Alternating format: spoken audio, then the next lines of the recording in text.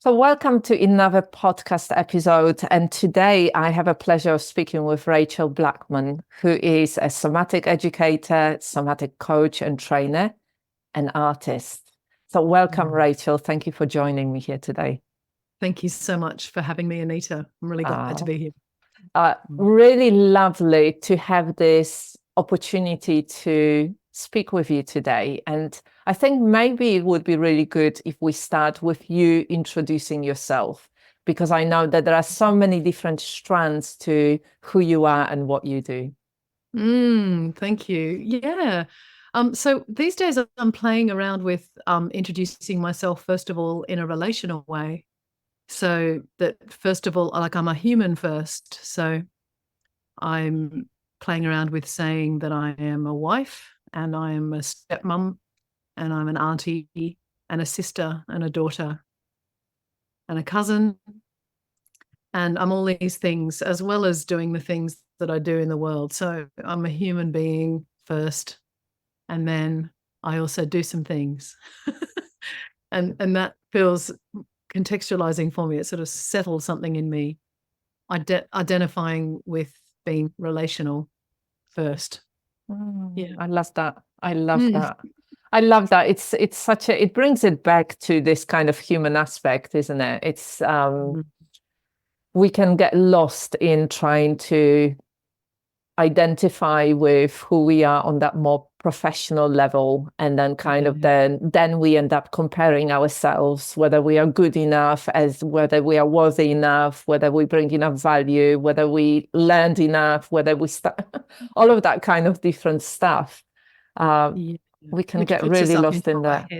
Doesn't it? Just puts you up in your heads and put you into comparison, and also sort of emphasizes a kind of hyper individuality, which I think is a bit artificial, actually, because we know from our work, don't we, working in the fields of trauma and somatics, that that relationship is everything. Like co-regulation and the relational aspect is such a big part of how we feel okay. Yeah, I love that. I love that. It definitely shifts your state, or shifted my state, talking about it in this way and connecting with it. Yeah. But I wonder, so how did you, because I don't know anything actually about your story and your journey. Yeah. I know a little bit about your work. I've come across it a number of times, and I'm very drawn to it, and I love your approach, and maybe we can talk about it in a moment. But how do could you tell us a little bit about your story and your journey, and how did you end up in a place that you are at right now doing what you're doing? Yeah. Really interestingly, I began as an artist, first of all. So I trained as an actor, and prior to that, I'd done about 14 years of classical ballet. Caused a whole bunch of injuries to myself that I hadn't even realized were because of ballet. And then I got to drama school, and it was like a 3-year training, and most days we did a Feldenkrais class in the mornings. And I discovered so much about what I had been doing to myself in ballet that had caused a whole bunch of like disorganization in my system. So I had a pain in my lumbar spine, I had a hyperextended neck, I had a whole bunch of issues with my neck head relationship. I was sort of hyper like my feet turned out like a duck, really turned out in the hips, like a lot of ballet people have. And so I had to go through a process like Feldenkrais. Forced is not the right word, but encouraged me. Feldenkrais necessitated that I re-educate how I was in my body.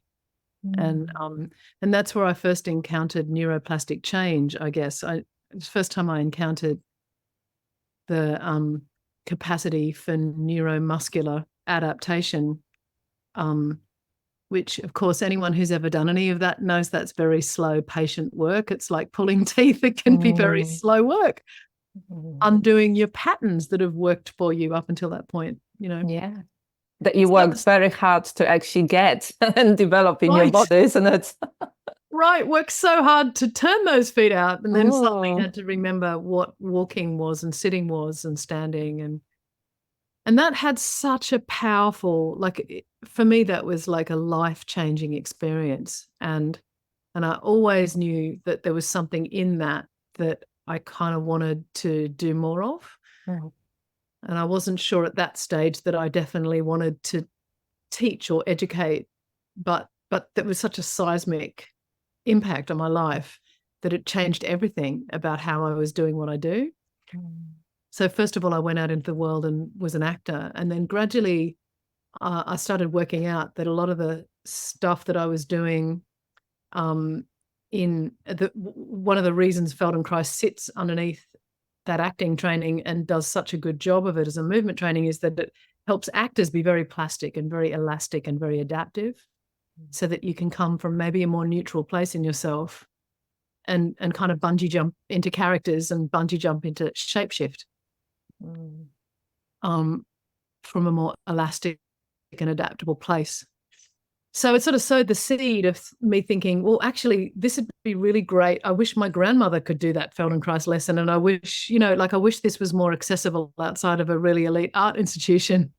And so I started teaching workshops, bringing some kind of basic somatic education outside of my creative practice into working with ordinary people who aren't necessarily working in the creative industries. And that was called Acting Skills for Everyday Life. And then I always knew at some point I wanted to train as a Feldenkrais practitioner because it had had such a big impact on me. But in the meantime, I started getting recruited to train people to facilitate and train people to coach. That started happening about 10 to 12 years ago. I think 12 years ago, I was working briefly with a guy called Mark Walsh, with his company Embodiment Unlimited, and I was doing some just beginning to work with coaches then from an embodied place, working with embodied intelligence. And then that kind of naturally transitioned into working with coaches at the Somatic School.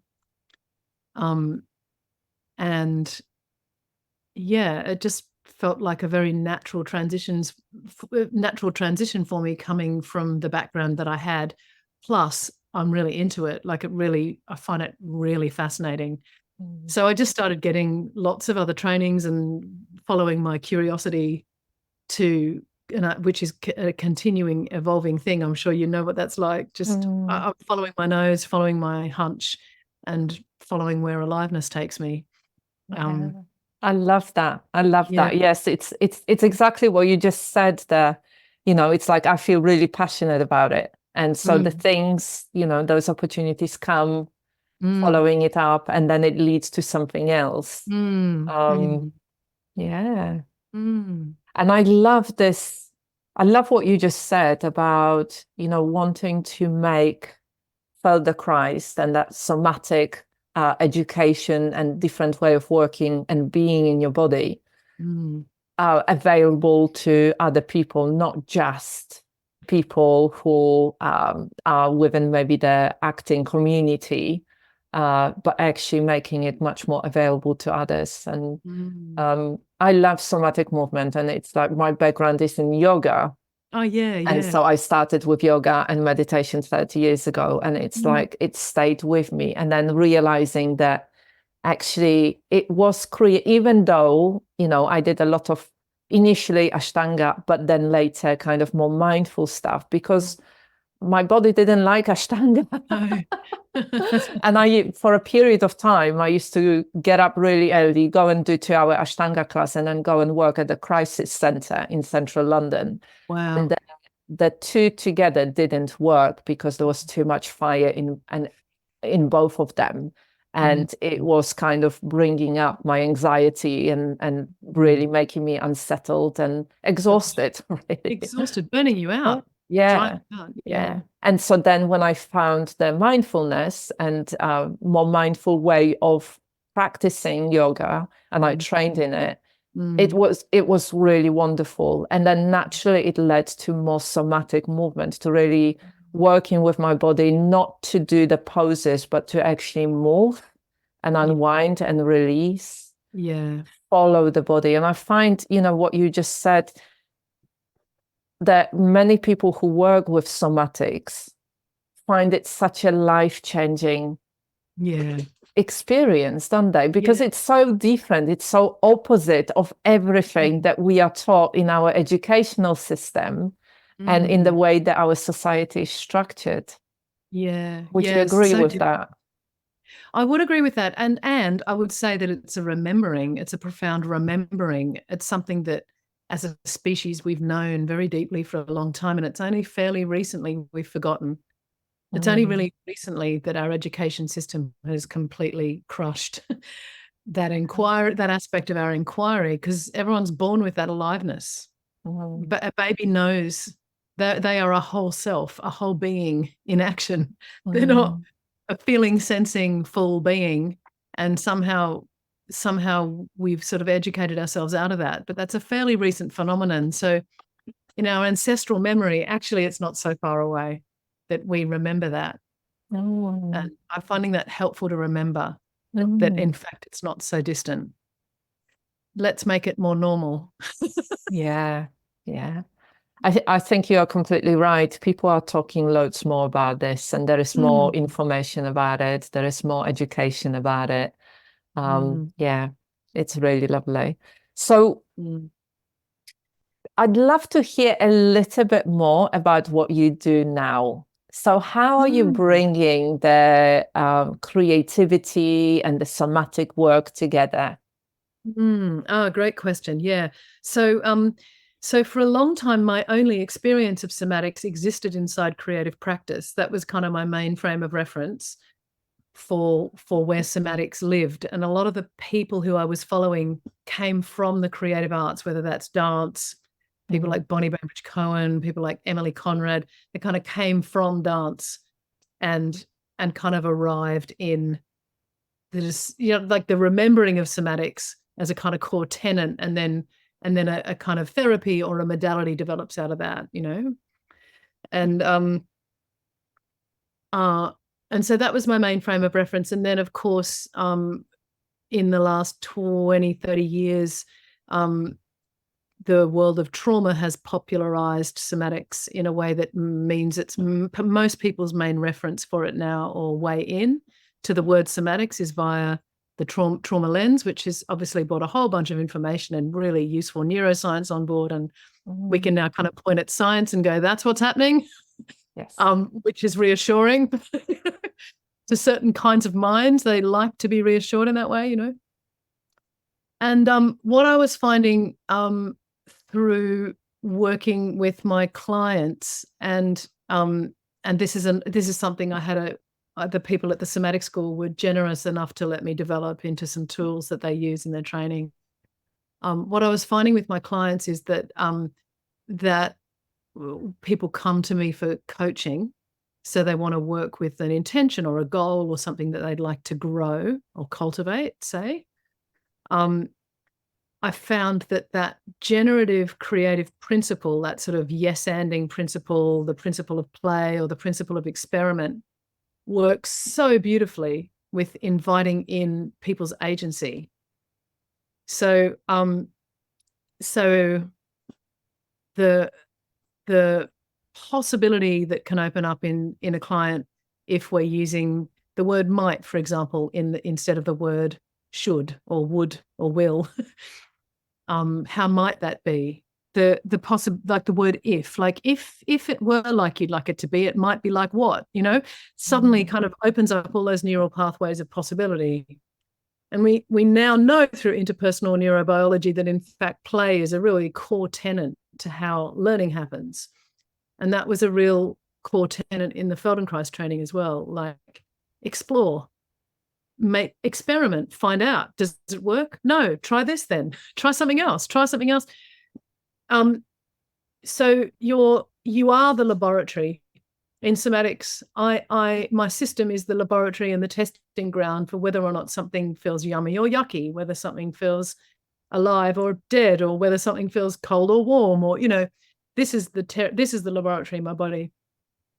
And so it seemed really natural to me that creative tools would flood into that world of somatic coaching, which is all about agency and all about supporting people to be in their creative agency and in their choicefulness. Yeah, so I found that naturally tools just sort of popped into my client sessions that were related to the technology of, similar to the technology of the way props are used in theatre, similarly to the technology of how space is understood in theatre, how we interact as a body in space, how we interact in the with the body through touch, through contact, how we can project through imagination into relationship. So, for example, so, for example, a big thing of mine is the imagination is a somatic organ. So, and it's an organ that transitions between cosmologies and other bodies. So, for example, just a really kind of quick example might be for you, I might say, so imagine, just take a moment to imagine for a moment biting into a lemon and notice what the implications of that are, what changes in your awareness. For a lot of people, there's an instant physiological consequence to imagining biting into a lemon. Just imagine for a moment that for you were talking before about whether we're hot people or cold people. Yeah, I know. What did you notice? I'm already feeling it. I'm already feeling it. Yeah, it's a really, I mean, I love it. I love it what you just said. It's like I've heard this exercise almost 30 years ago. They used to use it with NLP.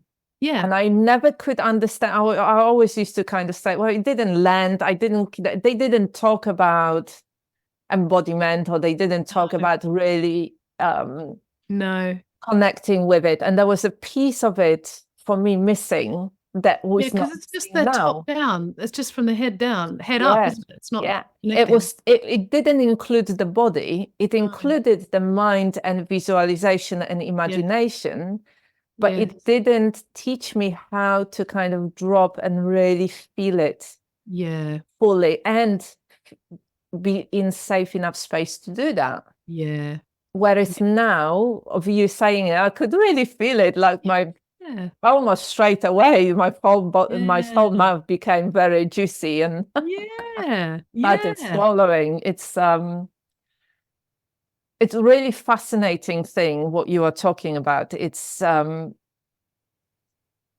love what you said earlier about this sense of remembering, this sense of, because if I think about the baby, it's like the babies I was watching the other day, some videos of babies tasting lemon. And I was like, the faces that they were pulling were just like, it was the whole body reaction of retreating from this horrible thing that was lemon. Oh, it's fascinating, absolutely fascinating. So beautiful. So you were saying saying something about the cold and warm. So just to sort of take that an extra layer down, like deeper, the lemon experience, and maybe to invite your listeners into another experience, just to get to sort of articulate and kind of express the point I'm trying to make about imagination. So if this little experiment comes from a teacher called Paul Linden, who has been an influence on me, and he's actually an Aikido teacher, an embodiment teacher. I think he's from Boulder, Colorado. He's got late stage Parkinson's now, but this tool, he calls it the smiling heart.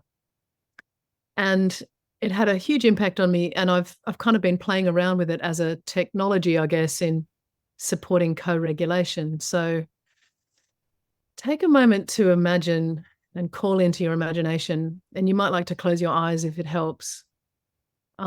Something or someone that brings a shine to your heart. So call into your imagination something or someone that makes your heart smile. And just hold them there in your mind's eye. Just notice how that is in your heart space, the experience of being present to this one. And you might explore whether that radiance or that warmth might be curious to extend a little, see if it might want to extend out towards the surface of your skin, maybe. Just let it naturally extend and expand. And you could pause there if that feels like that's enough, or if you feel like you'd like to explore more or there's more to explore, you could explore sending that radiance or that warmth beyond the surface of your skin into the space around you. Almost like you're kind of filling the whole space up with the warmth or radiance coming from your smiling heart.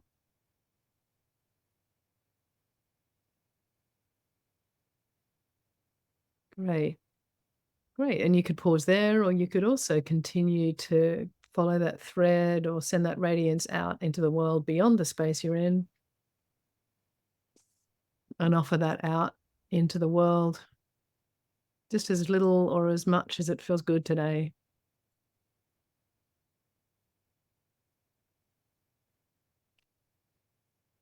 Great. And then gently bringing yourself back to the shared space or the podcast. and and we might think of that. Just notice how you are now in yourself, just having been on that little journey. And you might think of this as a way of co-regulating through your imagination. That's really lovely. That feels very nice. Yeah. Could you say a little about how it feels like? What kind of nice? So for me, it's similar to the loving kindness meditation. It is. It's basically an embodied version of the Metta Bhavana. Yeah. And one of my favorite meditations. And for me, it feels like it softens the edges. It slows things down. It kind of, I arrive here, I arrive in my body. It feels like I don't have to rush. I don't have to get anywhere. I can just be here. And where I am is okay. But it's that sense of softening. It feels a little bit like this fuzzy, soft, almost fluffy feeling of being kind of comfortable in the moment and safe. It kind of feels like I can just relax into it. Where I am is okay. I love that sentence. Oh, yeah. So that's just a little way of just, like, I guess, expressing how powerfully our imagination can implicate, kind of extend into the relational field. It can influence our empathy, our capacity for empathy. Yeah. Can influence our ability to feel present or not, soft or not. Yeah. It's fascinating that, I always say that the quality that is the easiest to open to, and that it's the gateway to the present moment, is curiosity. Because sometimes it's challenging or can be difficult to shift into compassion or empathy. Sometimes it's difficult to shift into having courage or other qualities. But that curiosity, no matter what you are feeling, you can always say, you can always shift into exploring it with, like, how does it feel, and what are the kind of words that I would use to describe it, and where does it feel in the body, and not making it about trying to achieve any state or any way of being, or fix it, or solve it even. Yeah, I love that. I love that. Curiosity is the gateway, if you like, into agency, isn't it? So my colleagues, Kate Daisy Grant, who's an amazing trauma therapist, Body and Mind Somatics is her work. And she says, if something's difficult, get curious. Get curious, get curious, get curious. I love that. Yeah. Yeah. And isn't, again, coming back to, you were talking about the sense of agency, and we mentioned the society before, isn't it so much in contrast to what we are being trained to kind of work always in solution-focused way, to fix things, to improve, to get better, do it faster, do it quicker, bigger, louder, more. Yeah. Which is unsustainable. And there's nowhere in nature that happens. There is nowhere in nature where there's just endless amplification and endless growth. It's a totally artificial, human-made idea. So yeah, how do we bring back or kind of rehome ourselves in these principles of compost and Lent and, you know, coming inward and away from the sunshine and patience as the seeds grow, in just that fallow time where it looks like nothing's happening, but there's all sorts of nutrition happening in the soil. There's a lot of darkness. Hibernation, you know? Yes. One of the things that always comes up for me, and just as you mentioned, the nature and the hibernation, is how for so many years, my adult years, I was in this cycle of doing, and then crashing, and then being forced into the hibernation, being forced into this darker part of experience, because I didn't allow myself to slow down, to celebrate with the autumn, to celebrate the harvest, to really acknowledge all the hard work and then rest. I was always forced from this middle of summer, I can't do it anymore, crash into the kind of winter and hibernation. And how much of a difference it's actually made to my well-being and health and my work and my life in general, to actually be able to go through the different seasons and embrace the autumn and the slowing down and the integration, and then coming into the periods of hibernation and that darkness because I choose to, rather than because I'm forced. I know that somewhere on your website I saw this kind of rewilding theme, and I'd love to hear a little bit more about that, if you are okay to speak about it. Particularly in relation to the seasons, or the seasons and the work that you do. So that kind of came through like a lot of discoveries came through struggle. So when I first came to England, I was finding I was getting a lot of seasonal affective disorder in winter, not getting enough. I thought there was just not enough sunlight in the summer, which was part of the picture, not as much sunlight as I'm used to. But the other part of the picture was realizing this deep embodied exhaustion through the winter months that I thought was because of the lack of sunlight. And when I sort of followed my body and listened to what it longed for, it was actually more rest. It wanted to stop working when the sunlight went away at 3:30 p.m. some afternoons. It wanted to completely down tools in the darkest period, from like between the winter solstice and a few weeks after that. It just wanted to come completely to quiet. And then I also found that energy around Christmas in Europe, where it's just heavy consumerism. It's like, eat all the things, buy all the things, do all the things, be with all the people. That just was a nightmare. But my system just got totally overwhelmed by that. So the more I started following what my body longed to do and let that be my guide, the more it was just super. It became really, really the bleeding obvious. It's longing for a hibernation. So I started to cultivate my working life around that. And I'm fortunate enough to be self-employed that I can be flexible. And of course, I do need to have put bread on the table for my family as well through that time. And you know, we need to consider that to a certain extent. We also need to be part of the system. And the cost benefit of having a little bit less money but less doing and more rest at that time of year was just chalk and cheese. It just felt like I was able to enter by the time I got to Imbolg, like around the 1st of February. It's like I could relate to the idea of the first sprouts of spring coming. I was ready to relate to that idea instead of feeling like, oh no, I've still got all of February to endure in the darkness. I'd actually done some recharging of my batteries, you know. And there is something about going deeply inward, coming away from a glowing screen,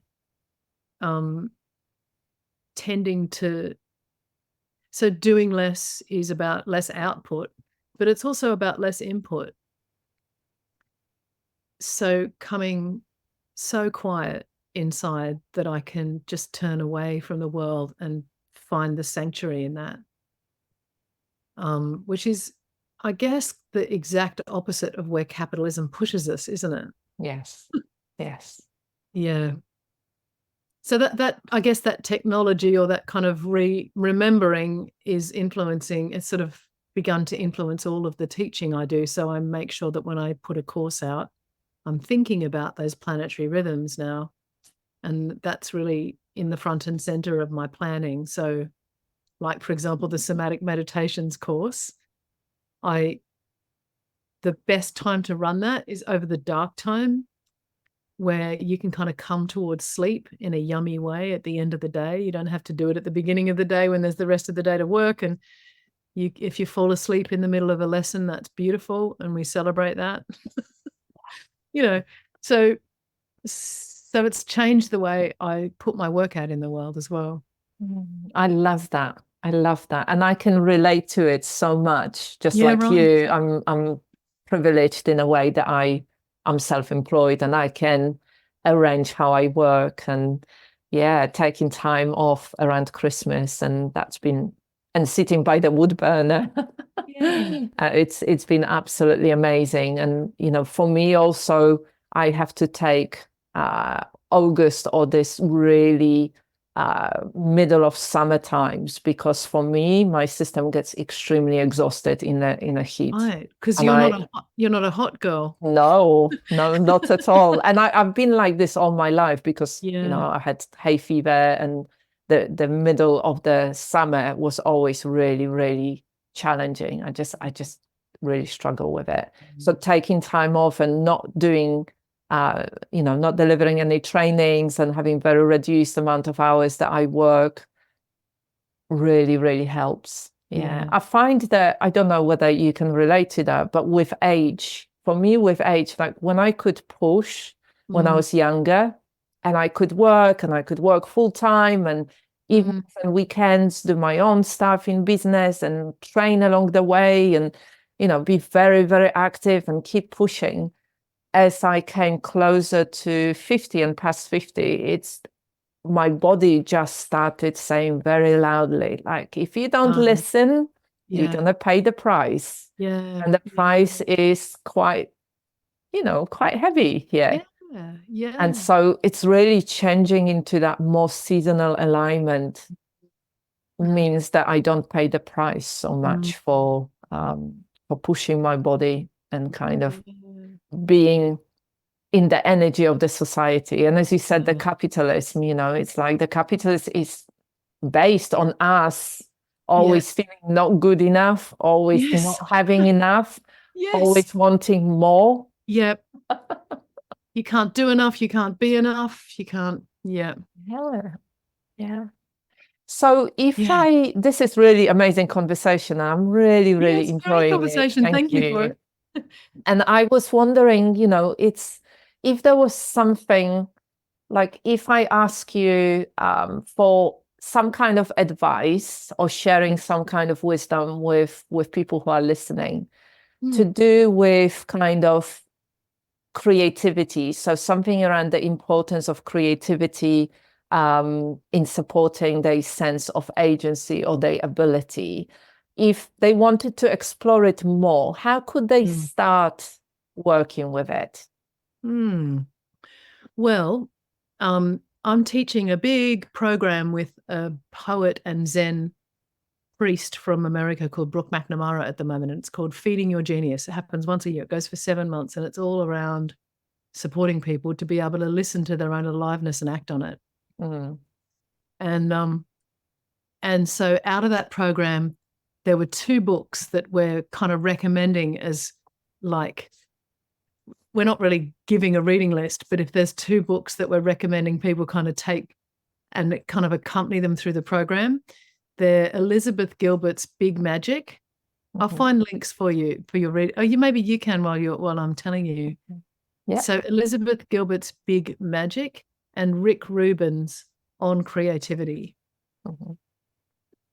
And both of them, for different reasons, are a really lovely ignition and starting point, but also continuing practice. So I find that I open Rick Rubin's book and I go, sorry, his book's called On the Creative Act. Sorry, Rick Rubin, if you're listening. The Creative Act, A Way of Being, it's called. But I find I open his book to any page and there's something there and it goes, oh. And Brooke and I were saying it's almost like, but I thought of that. No, it's like it's saying stuff that is so, like, deeply known in our system somewhere, but it feels like a remembering. And I recommend those 2 books because they're sort of, I kind of dare you to read one of those books and not discover something about your agency. Yeah. I think I read Big Magic, but quite a while ago. Yeah. But yeah, I'm always keen to explore more. I love reading, and so I am definitely going to follow up. Yeah, I really recommend them. So they're just some quick wins. And just in terms of your own practice, I really believe that we are small I Indigenous because we are of the planet, because the planet is, like Orland Bishop talks about, the planet being a generative principle. Earth is a generative principle, and we are of the earth. We're the sons and daughters of the earth. She's our mum. And that generative creative principle is in us because we're living, because we are alive. We are already it, whether we like it or not. So it's happening anyway. Yes. So you might as well get on board with it. Yes. It's happening. Yes. You are it because you're living. So how will you participate with it? How will you kind of meet that innate gift in yourself? I do think we have a duty to participate in it and participate with it. I love this. Yeah. I really love this. It's really interesting. I view it in a very similar way. Yeah. There is no separation. It's like people say, oh, we are part of nature. Well, we are nature. Yeah. And, there is no separation. It's like everything is sacred. Not just some bits of me are sacred, or some relationships are sacred, or some elements are sacred. It's like, that's just illogical to me. Everything is part of everything, and it's one. And so if I consider something sacred, everything is sacred, and life is sacred. There is no kind of, you cannot say it's not.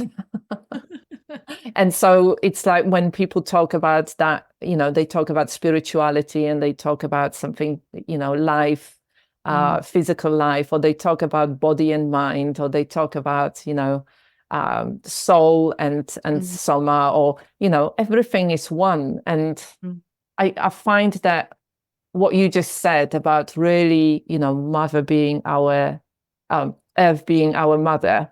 And really, if you even zoom up a little bit more and thinking about Earth spinning around the sun and the moon going around and all this vast universe out there. Yeah. it kind of starts putting things in perspective, and then you start seeing all this commercialism, all the capitalism, all the kind of reinforced growth and consumerist, that for what it is. It's just a bit of misunderstanding in the perspective. Yeah.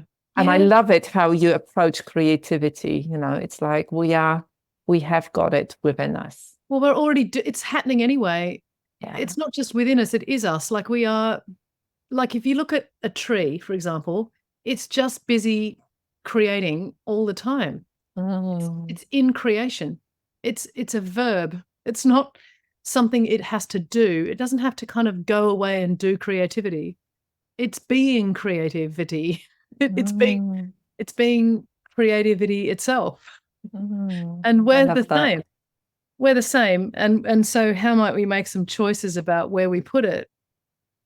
And how we might begin? Because I think we do a lot of disservice to creativity when we think about it needing to stay inside the creative arts, or like you need to be a professional to be able to have a creative practice.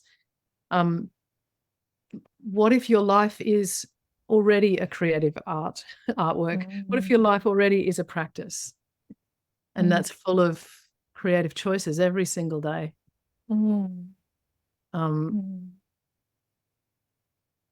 Because you're already doing it, whether you even recognize it or not. You're already making creative choices every day that are creating certain things. Yes, and I guess that's where that sense of agency comes in, to really understanding that it's already happening, and you can choose what you focus on or what you create and how you show up. Yeah, which is easier said than done because of what I said at the start around habit. Because we're inheriting systems. Some people are living inside systems of oppression. Some people, like we're lucky enough to be lucky or fortunate or something to be living in Western Europe and with fair skin. There's all sorts of systems of oppression that mean people don't get as much of a easy run with it. And so if we can kind of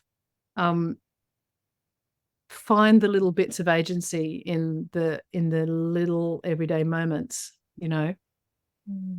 and connecting with the aliveness that's already here, we're already in every single moment. The aliveness of a breath, the aliveness of the feeling of paper on your skin, the aliveness of the taste of food.